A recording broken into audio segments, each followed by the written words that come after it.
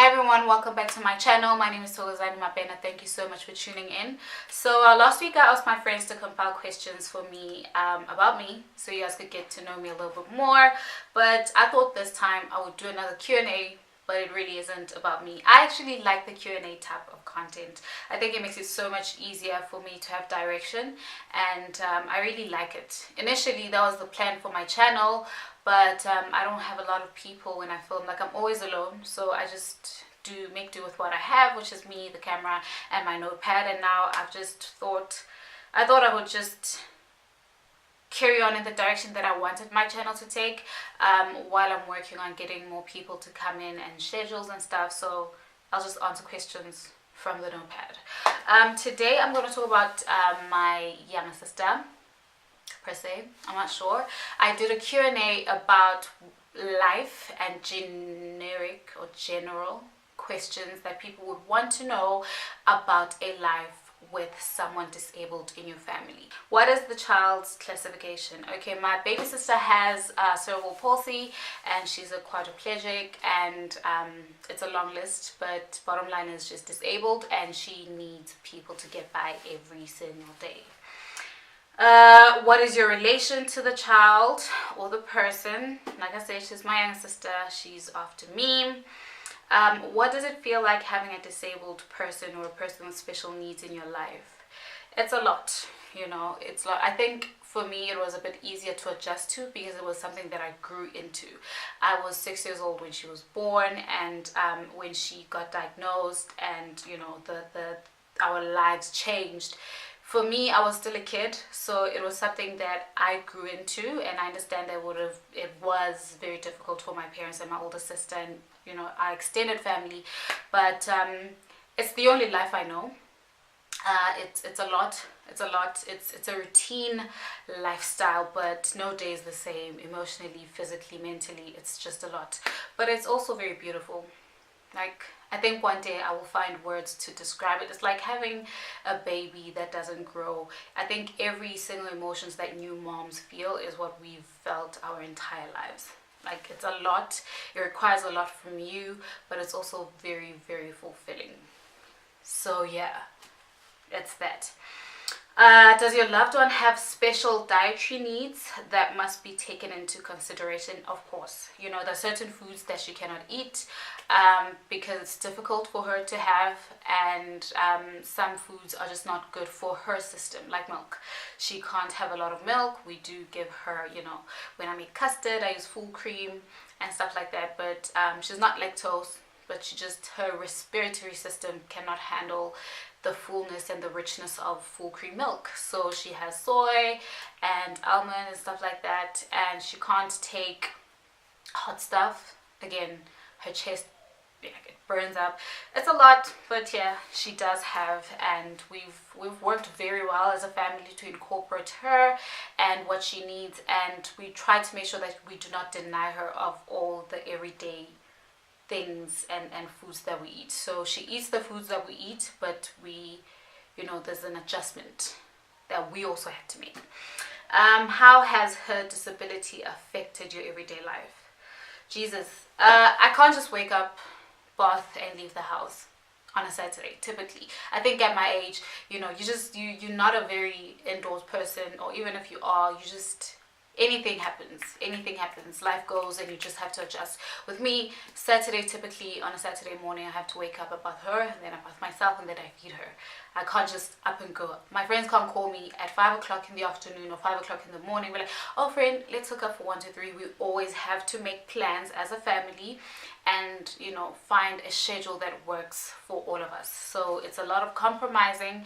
It's a lot of shifting and understanding, not only as a family but the people around us, like our extended family members and our friends. So it's a lot of adjustments that need to be done, and it's a lot of absenteeism in your social life. Like, you really can't just up and go. It's a lot. By the time you are like, okay, I'm gonna go out today, I've got this planned and that, you would have spent 5 hours preparing to leave the house, and that's just it. Okay, does your loved one have a daily routine? Of course, because she has to take medication at a particular time.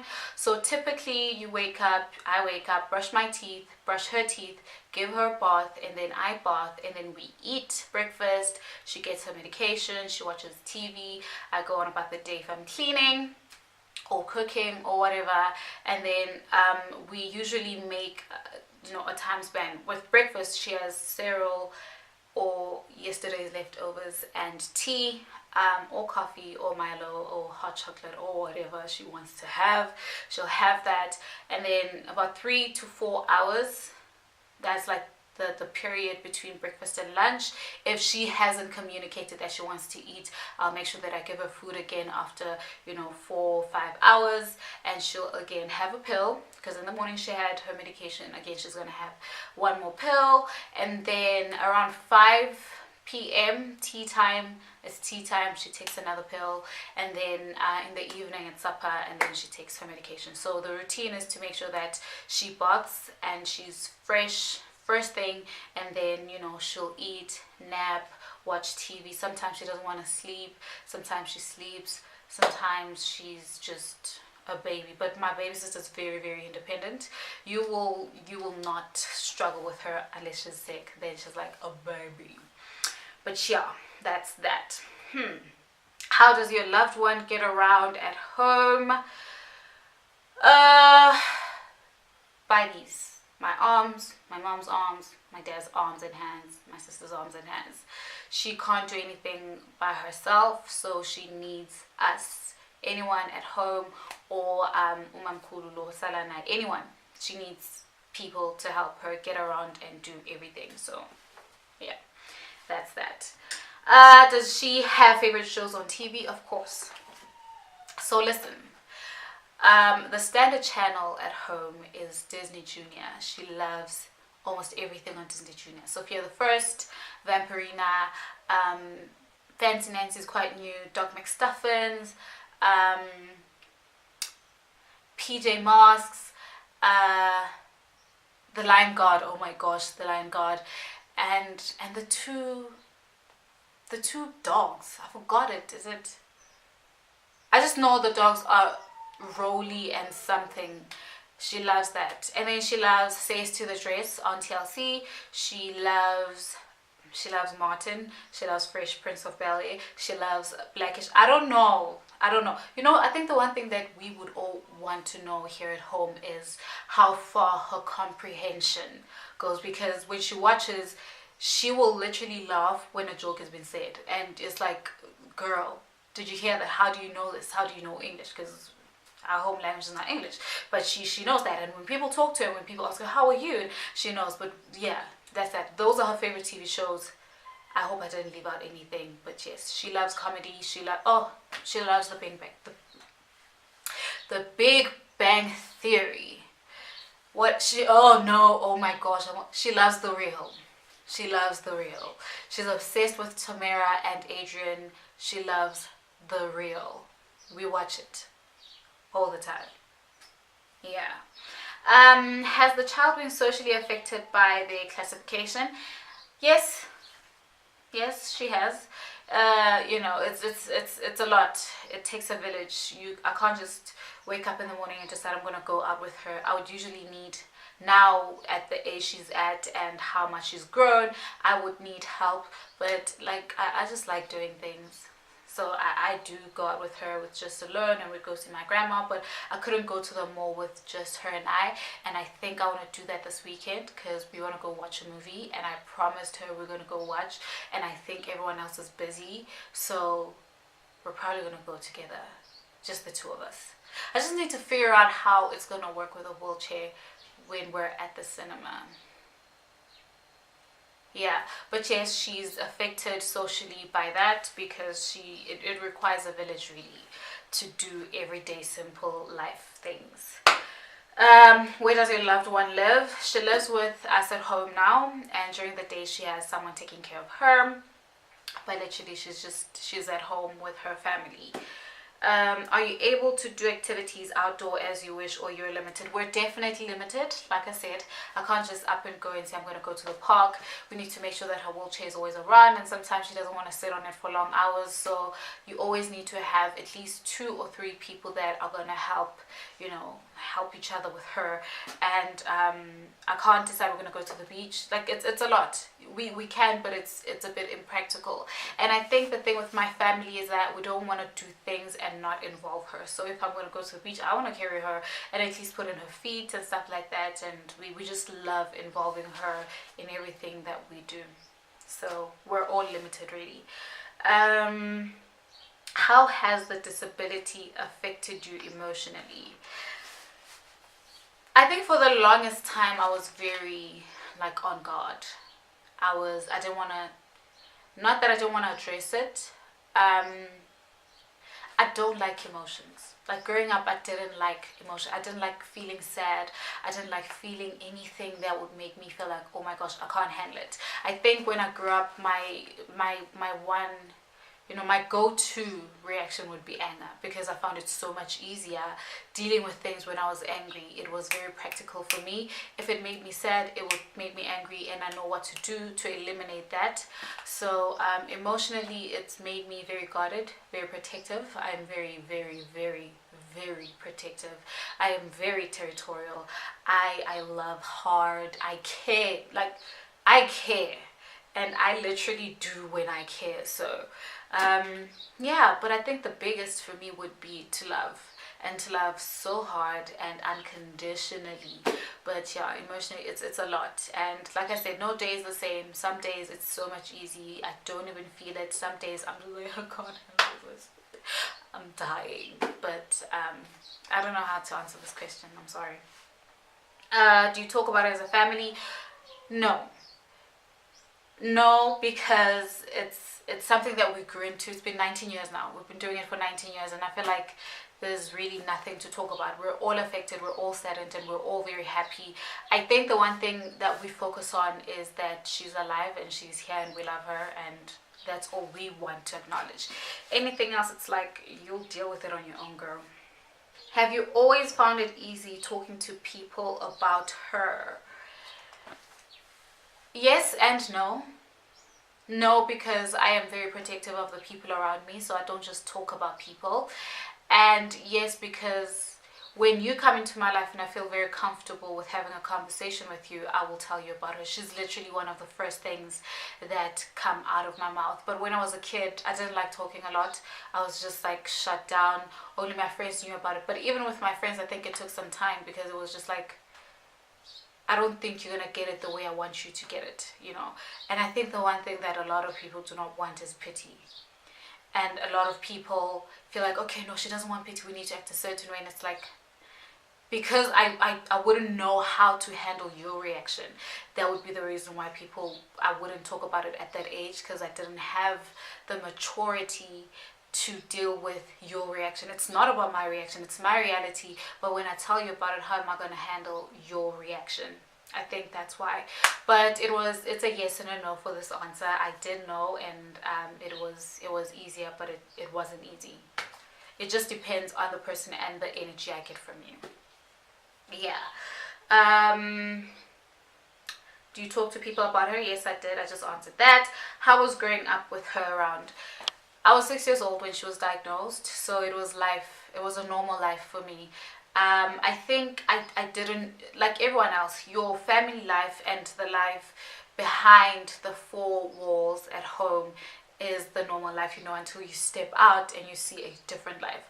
So for me, because my family made sure that we understood, me and my cousins and, you know, the people around us, the family, it was easy for me to just, I don't see anything wrong with it. Like it's normal life for me. So growing up, it wasn't strange, because I think my parents also tried very hard to make sure that we do not feel left out, my older sister and I, and that we knew that they loved and cared for us as much as they do. But we of course had to understand and make the adjustment that she would need more, and that's why it was so easy for us to also give them more. So where my parents would lack, my sister and I would always just pull through and fill in the gaps. So that was that. But I don't think we ever felt like we were not loved enough. Instead, we always just wanted to pour into her, all four of us. I just always working to pour into her, making sure that she's fine, making sure that she's comfortable, making sure that she's happy. Anything that we can do, we did. Yeah. I don't know where. Have you ever been angry about the situation? I have, for a long time, for a very long time.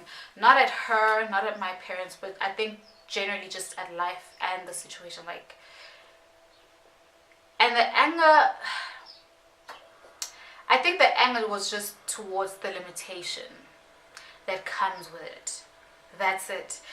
Oh yeah, and when she's very sick, like when she's sick, you get angry. I get angry at myself because I feel like I could have done something to prevent that. I know it's not true, but that still happens. Yes, I still do get angry when she's sick because I feel like it's something that people with those people in their lives would only understand, and I can't even explain it to you because you're like, oh no, but it's not your fault, and I know it's not my fault. I know very well, but I can't help but feel like, oh my gosh, I could have done something better to prevent that. Yeah, that's that. I think the anger with everyone in my family comes in when she's sick. Like, then you see this color on my face. Yes. Are you ever resentful towards her, your parents, your other sibling, friends, relationships? Yes and no.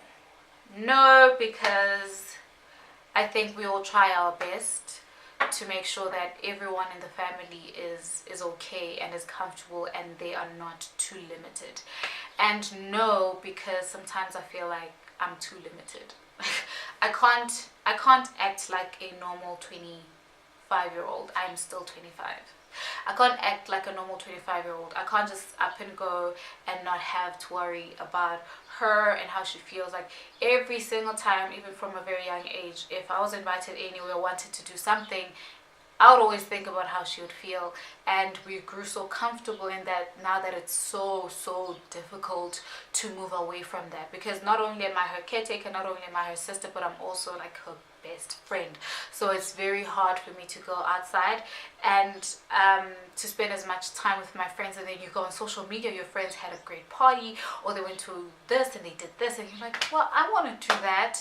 I think the resentment goes only in so far, but it's not on them and it's not on me. It's just it's a very tricky situation. And I think relationships are relationship wise, it's a lot. It's a lot. I'm gonna leave that here. It's a lot. But resentment, it's there and it's not there. And I think when I do feel that way, I try very hard to move myself away from that, because I cannot make people carry that burden. It's a very hard and heavy burden to carry. I don't want people feeling that. So we were very lucky. We were very lucky to have the support of our extended family. They've always been there, particularly my mom's family, because for some period when my mom was in school, her and I grew up and we stayed with my grandmother. We stayed with my grandmother, my mom's mom. I was there for like 3 years and she was there for the most part of her life, because my grandmother was like, she's not going anywhere, until we got to a point where we were comfortable and we all grew. That's when she came home and I was done with varsity, and you know, my mom got a better job. My dad, it was she would be safe and she would be home. And I think that is something that she's always wanted her entire life, not to come home over the weekends or holidays or school holidays or whatever, but to just live at her home. And let me tell you, she has never ever been happier. She was happy living with family, but there's this certain element when you're with your family, like your parents and your siblings, it feels extra. Every little thing is just beautiful.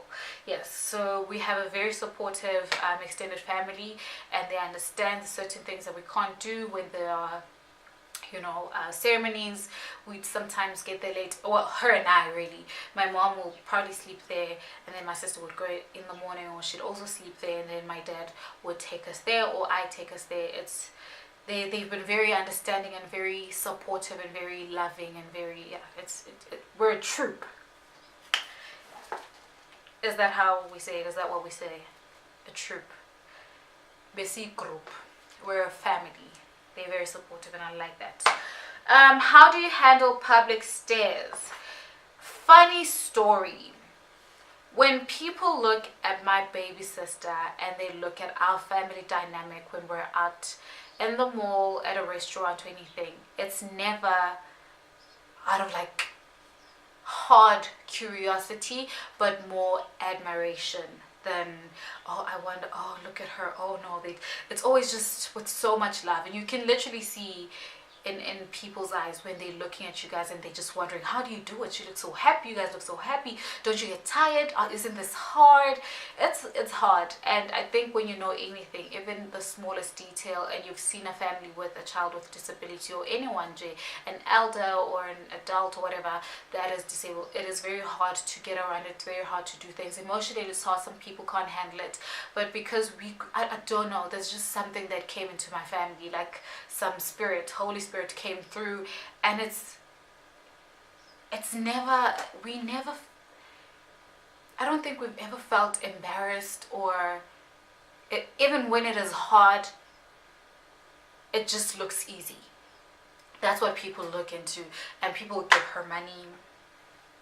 Every time we go to the mall, she will have someone give her a gift, and that gift is usually money or maybe sweets. Or this one time, she went to the mall with my parents, she came back with bibs, the lady bought her bibs. It's always just like people gravitate towards her because they see her so happy. And now it's like, how do you guys do it? Wow, you're such a happy girl. And we didn't understand how people saw that. And my mom would basically just say, it's how much you guys love her, and it's the emotions and the reactions they see in you and on your faces that attracts them to her. When you love her, the world will love her. And yeah, it's so much fun when we go out with her, because people always just thinking she's a doll and stuff. Yeah, so we never get like public stares that would make us feel uncomfortable or make us feel some type of way. It's always just people wanting to know how old she is, and she's such a pretty girl, and she does this and she does that. Yeah, people want to chew her up. She's so cute. She looks like me. So that means I'm cute, but that's besides the point. She looks like me. She just has more beautiful skin. And if she were normal, she'd be very tall, like taller than me and more slim. Basically, she could be a better version of me. Wow.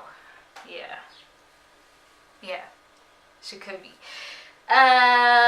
Next question, guys. So many questions, like I'm getting tired. Do you ever eat out with her? Do you feed her in public? Yes, we go to the restaurants all the time, and I'm usually the one feeding her, and I don't see anyone else around us. If people are disgusted or people are just like, then that's you. But we do go out and we eat at restaurants, and she eats as well, and then she has a strawberry milkshake. Yeah. What's the weirdest thing that has ever happened in public? I don't think weird. Nothing weird. It's just that sometimes she doesn't want to sit on her wheelchair and we have to carry her.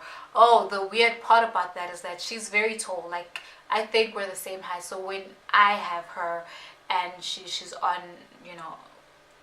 and I'm carrying her, it looks funny, I guess, because we're the same height.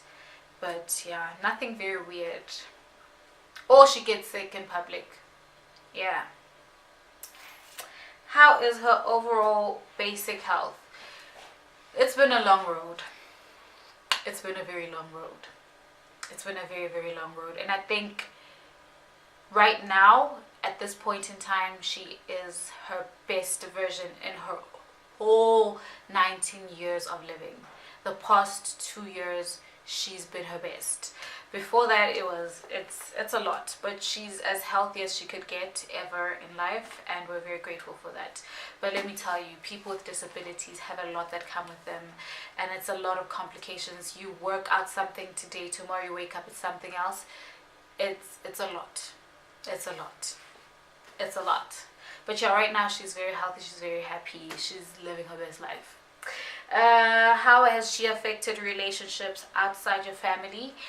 Adjustments, and the fact that my friends and, you know, boyfriends and stuff cannot have me in what we deem as normal life and the normal way. So it's a lot of adjustments that needs to be done, a lot of understanding. Sometimes it's like, sometimes I feel like my friends feel like they're not important to me, or they don't matter as much, simply because I always choose her over everything and everyone. But I don't think I could ever in life explain it in a way that they would understand, but I hope they do understand, and they know that I love them, and they've been very supportive. I've been very lucky, like I've been very blessed, and they just go beyond me, beyond what they can handle, just to make sure that, you know, I have friends. But it's hard. It takes a lot of sacrificing. It takes a lot of patience. It takes a lot of love to understand to that extent. And I don't know, I just think God is in them. But relationships wise, I think that's why I couldn't be in a relationship for a very long time, and once I got in a relationship, it was just so hard. And I tried, and he tried, and yeah, I think eventually it broke us apart. But it's hard, guys. I don't think I could ever explain to a person's, to your satisfactory, how hard it is, because sometimes I don't even want to say it's hard, because people go out, you have a conversation with people, oh no, but you can tell how you want to go out, oh no, you can do this, you can do that. I'm like, after doing it for 19 years, I think I know what to do, and I think I know what I can do, and I've been trying to do that, but it doesn't make it any easier. But it's hard. It's hard. It's hard. 3 more questions. Has she influenced you? How has she influenced you? How has she influenced you? I'm a big lover, and she's taught me patience, she's taught me unconditional love, and she's taught me support, what it truly means to support someone and to have people support you. That she has put that in me, and she's influenced me heavily. I can't make a decision in my life about anything without thinking about her. That's how much she's influenced me. Most valuable lesson from her: that God exists, that eventually, no matter how hard it is, eventually it does get, I don't think it gets easier, you get stronger and you know how to handle things better. But primarily I think that life is sweet with love. Yeah, that love conquers all. If there's love, you can pretty much do a lot of things, but it's not abuse. Love does not conquer abuse. But the most valuable lesson from her would be love. Yes. What is she to you? She is my heartbeat. She's everything to me. I can't explain it. She's my baby sister. She's my true love. She is my heartbeat. She's my baby. I know I'm just like 6 years older than her, but it literally feels like she is my child. She's my heartbeat. And I'm gonna cut it here before I cry. Thank you for watching. I'll see you guys soon. Have a great day, or whatever it is that you're gonna have. But bye.